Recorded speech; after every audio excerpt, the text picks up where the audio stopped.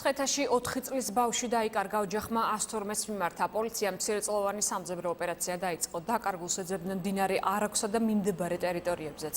ბოლოს საპატრულო ეკიპაჟმა ბავშვი ქუჩაში იპოვა. მცირეწლოვანი ცენტრალური ავტომაგისტრალის სავალ ნაწილზე გადასვლა ცდილობდა. სამართალდამცველებმა ის მშობლებს მიუყვანეს.